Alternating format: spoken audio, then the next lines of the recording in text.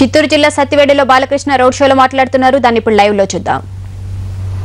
వారి హక్కులను వాళ్ళకు తెలియజేసి రాజకీయ చైతన్యం తీసుకొచ్చిన మన దేశంలోనే మొట్టమొదటి పార్టీ తెలుగుదేశం పార్టీ. పార్లమెంట్ సభ్యుడు, అలాగే పార్లమెంట్ స్పీకర్, అసెంబ్లీ స్పీకర్, మరెన్నో ఉన్నతమైన క్యాబినెట్ ర్యాంక్ పదవుల్ని బడుగులకు ఇచ్చింది తెలుగుదేశం ప్రభుత్వం. అలాగే మరి మహిళకి, దళిత నాయకుడికి, దళిత నాయకురాలకి ఎన్నో కీలకమైన పదవుల్ని ఇచ్చింది తెలుగుదేశం.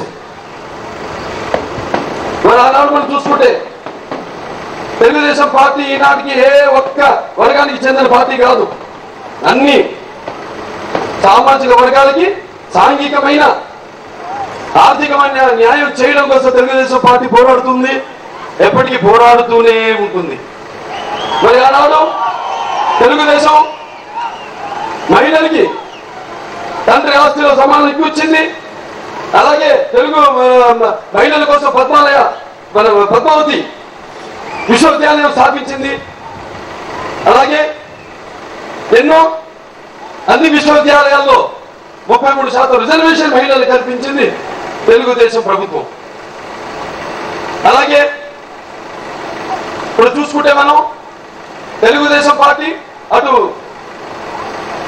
అన్ని వర్గాల వాళ్ళకి, అంటే ప్రతి మనిషికి అవసరమైన, కనీస అవసరమైన, అంటే కిలో బియ్యం 2 రూపాయలు, ఆడవాళ్ళ మహిళలకి ఆస్తిలో సమాన హక్కు, అలాగే పేదవాళ్ళు ఉండడానికి పక్కా ఇల్లు నిర్మాణం విస్తృతంగా చేసి ఆనాడే సామాజిక న్యాయం స్థాపించింది తెలుగుదేశం ప్రభుత్వం. అలాగే చెప్తాం, అలాగే